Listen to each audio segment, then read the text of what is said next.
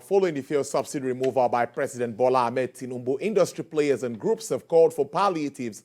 Former Kano State Governor Mr. Ibrahim Shekarau has asked the federal government to ensure provision of palliatives to cushion the effect of petrol subsidy removal on Nigerians. Also, Kwara State Governor Mr. AbdulRahman AbdulRazaq has directed workdays to be reduced from 5 to 3 days per week in the state's public service as temporary palliative measures to bring some ease. ActionAid Nigeria wants the president to provide palliative measures to reduce the impact on Nigerians. Today with me in the studio is the former Federal Capital Territory Administrator's Transport Secretary, also a former Commissioner for Transport in the Center of Excellence, Lagos, Dr. Kayode Okpeifa. Thank you so much. It's good to have you in the studio.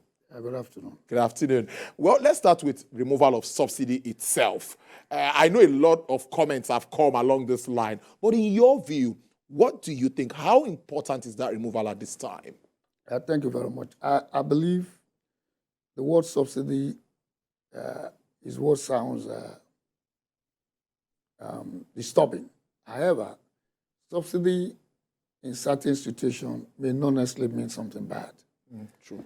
And when this was first introduced in the 70s, the intention was to throw lages from Nigeria's prosperity to other Nigerians until it became a problem due to global oil price fluctuations. Now, subsidy removal in the current situation is referring to bringing the cost of the pump price to actual price, actual landing price at the pump, and removing that aspect with which government has made some intervention. So removing it now, we had a roundtable discussion May 23rd this year, where all the major stakeholders were present, and the general consensus, including labor, activists, major marketers, industry experts, that subsidy should go from out. And this is the law.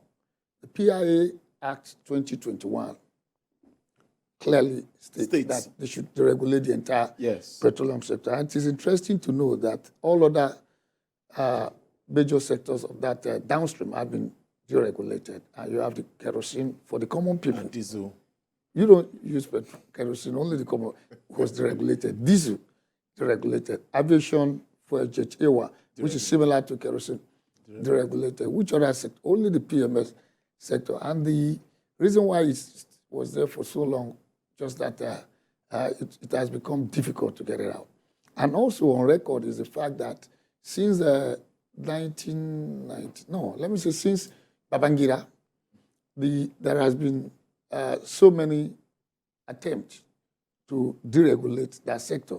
So what we then have continuously was a pump price increase rather than deregulation. And on 2 occasions, we have it going down. That was during Yaradua. That's true. Yaradua, we had a situation where it didn't increase, but it came down. Yeah. And also during the past administration. Buhari, yes. Where it went to 97 to 143, 45. Yes. Then it came down back to 1,000 until market forces pushed it up again. And Nigerians shouted. So what is different from what we are having now is complete deregulation.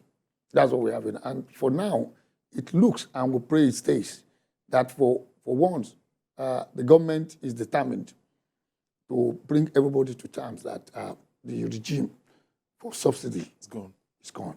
Just like the president said, subsidy is gone. And once that is done, it means we are now going to be in a reasonable compliance with the Petroleum Industry Act 2021. And it portends a lot of opportunities, not to say there are some elements of issues too attached to it. And some of the opportunities that, no, let me say this. This one is even important that we can't do any other thing. We have been told that we don't even have the resources to continue the subsidy. That's number one. Number two, that we are using revenue to fund borrowing. So what it means, that one is even minor. The one that is more interesting, that one can be managed if you block your border. But even with that, we will still be funding our debts with borrowings. We'll be funding the subsidy with borrowing. So what is unique about this time around is that government looks serious to follow the law. And don't forget also that the President Yaradua also prepared for deregulation. But unfortunately, he didn't stay too long. He left, and President Jonathan came. He attempted it in 2012. It was met with resistance because of the issues surrounding that process then.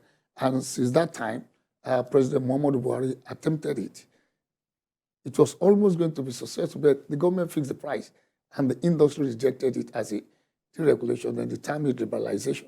And after that, the market forces came for a while. Then somebody somewhere in Ibadan, I think they said DPR, made a mistake to let the world know that government is still controlling the pricing. And subsequently, the information leaked that there's still an element of. Then the war in Ukraine, then COVID, resurgence of COVID also made it in a war mess because the price of crude just went up and it's no longer sustainable. But let's now look at, you operate in the transport and logistics space for a long while. You've been so active in that space. What kind of interventions do you expect from the federal government? Short term, medium term, and maybe long term? Okay, let me say, for us to understand the kind of intervention, I'm going to speak more from the professional point of view. There are a lot of politics around the whole thing. I don't see, people say palliatives, there's nothing. Palliatives is just that. But we need a concrete intervention that are sustainable. And President Yaradua made an attempt, but many Nigerians did not notice it. In preparing for subsidy removal, President Yaradua introduced a 10 billion naira transport intervention fund through the infrastructure bank. And then when President Jonathan came, part of this money had actually gone down. During Shopee, another 15 billion was introduced. And that was what resulted in the Ashok Leland in Ojo, turned into a manufacturing plant, coming back. Then you have Leland in Ibadan. And some amount was also given to Innocent Motors to support Innocent Motors. And I think a lot of those who have mass transit buses in Nigeria, they were mopped up, and there was sort of some intervention. Now, for me, on the short run, what government needs to do now, the government has started on a good note. That is the minimum wage adjustment. Okay. Currently, negotiation is going on because when Nigerians are resolved, majority, on the fact that subsidy should go, but there is trust deficit. It's a better understanding, I think, at this time. There is trust deficit between Nigerians and the government. Yes. So, and that is what is still going on. And what the current government, I believe, is doing is to improve on that trust and say, please give me a benefit of that. So on the short run, the first thing they need to do is to get the labor to be on the same page and come to terms, labor and the civil society, which the government is doing fine with. Get to terms and then work on the issue because everybody is vulnerable now. When you take it out, on the short run, everybody is going to be vulnerable. With time, it may ease out. There will be more vulnerability. The level of vulnerability will differ, but we are all vulnerable because we are used to something that was like this, and we are just using it without care. Now, what is the first thing to be done is that salary negotiation. Then secondly, each state government should get up. Because when these savings start coming in, it's still going to be shared at 52, 48, 20, whatever. And state government will also have their own part of it. So every state government should immediately come up. And we did that in Lagos in 2012. Engage the local intra-city transport operators to find the reasonable adjustment needed for public transportation. Because two things are immediately affected. The first is, one thing is affected, that's energy security. And that will be in two forms. The home energy security aspect, that is the powering of your electrical appliances with petrol. Already diesel has been deregulated, it's been going up and down. LNG is coming down. Yeah, LNG is coming down too. So, the diesel increase was because of the Ukraine war. That's what caused it. The price of crude went up. And it went up from about 250 naira to about 800. Now it's about 600. Now, the same thing is what will happen over time with the petrol one. But what we have now, if they sit down with the transport operator, we did it in Lagos in 2012, when the pump price increased from 65 to 120, then adjusted to 97. We sat down with them. Look, you are fueling your tank once, but you are picking 14 people at a time.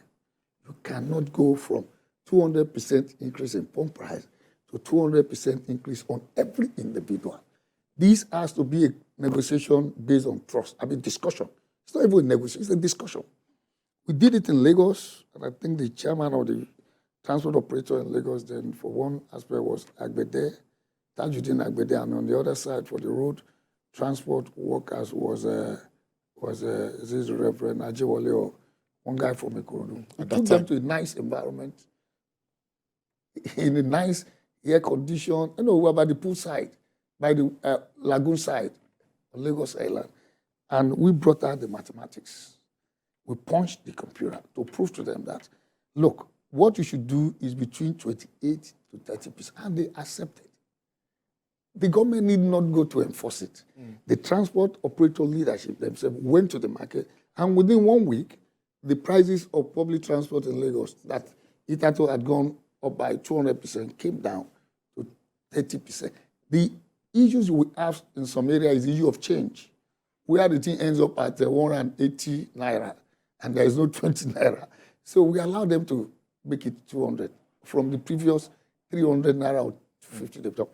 So that is an immediate thing every state government should do, and especially for these 5 states: Lagos, Federal Capital Territory, as if it were a state, Kano State, Kaduna State, and Rivers State.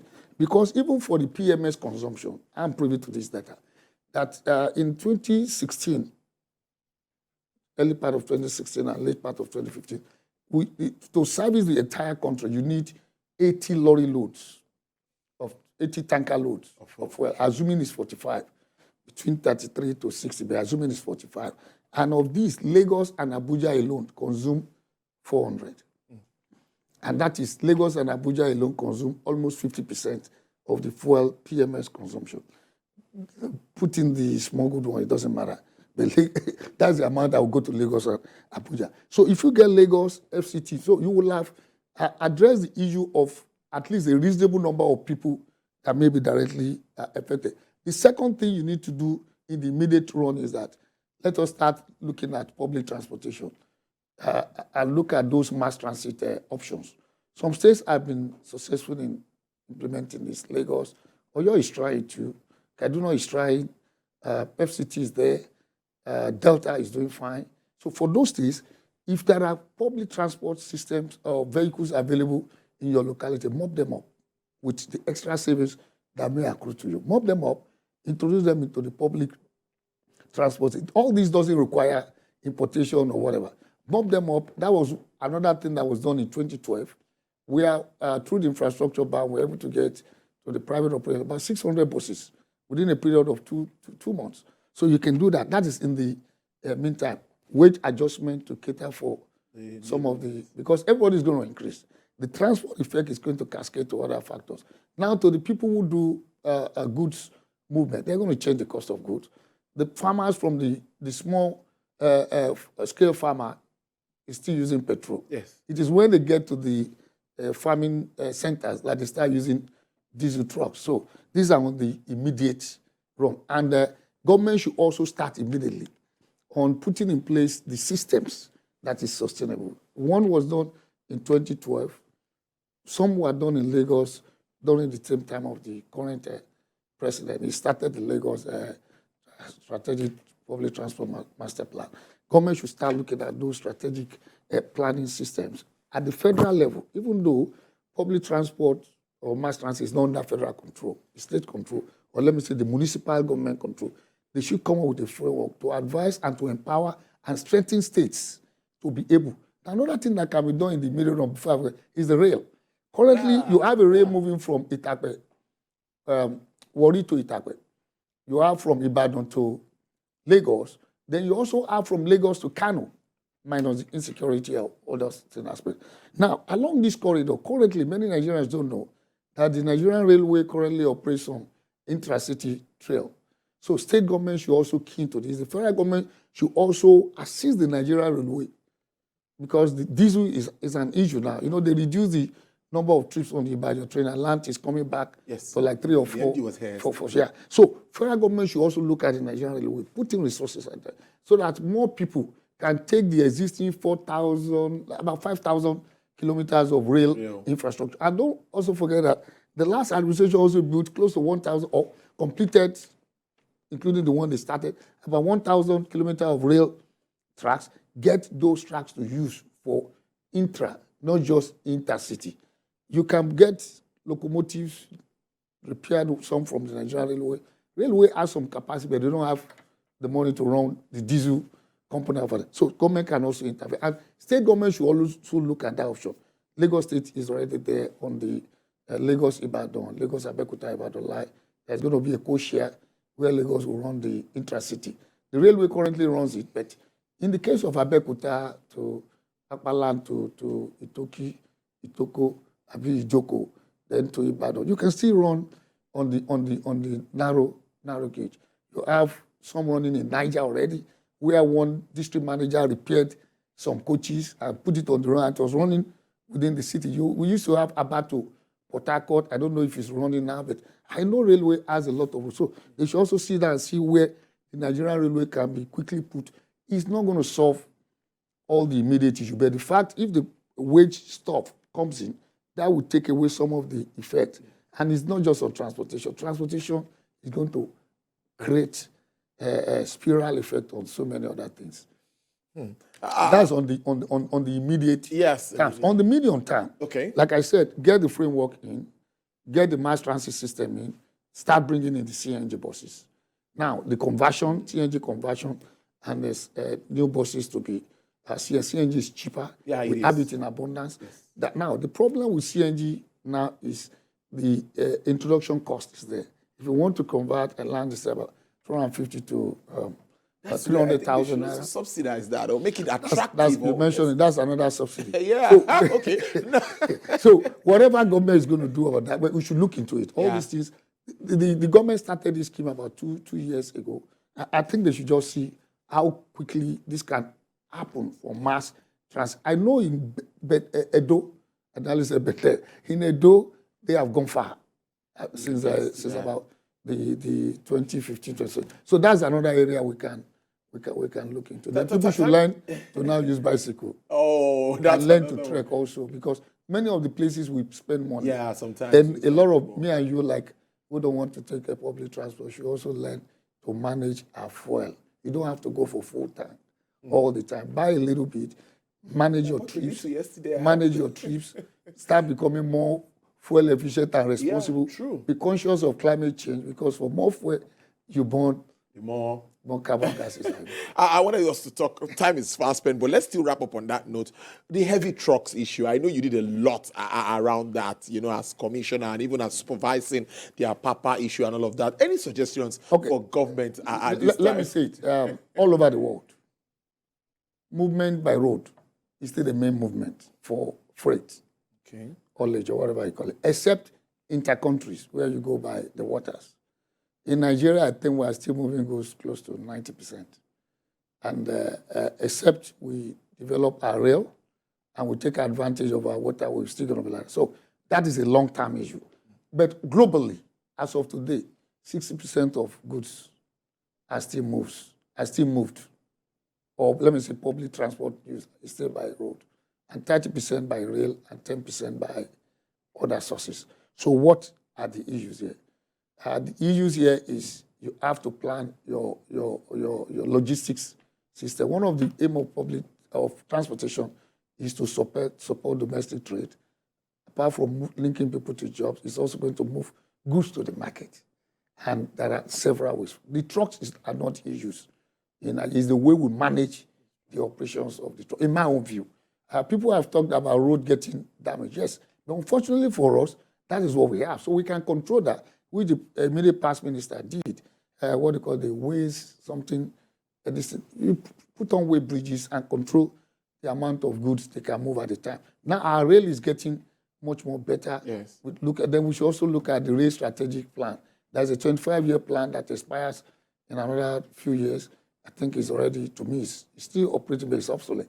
There's a need to review that to put every issue. Now, recently, they commissioned the Kajola plant, where we can now manufacture wagons in Nigeria. Many Nigerians don't know those wagons on which you put cannot be done in somewhere in Ogun State. Kajola is in there. I think it's a Koroi for local government area. So A lot of infrastructural investment needs to be done, even though a lot has also been done. Then we need to put up systems because we're talking of sustainable. On the long run, the issue is to invest more in rail. You have to keep investing in rail. And already, we have discovered that Nigeria can build rail in 3 years. Lagos Ibadan was completed in 4 years. Wow. What is the outlook for the sector entirely? What are you thinking for the transport? Now, this is pure economics. Globally, the outlooks has been bad since COVID. COVID affected the logistics supply chain mechanism all over the world.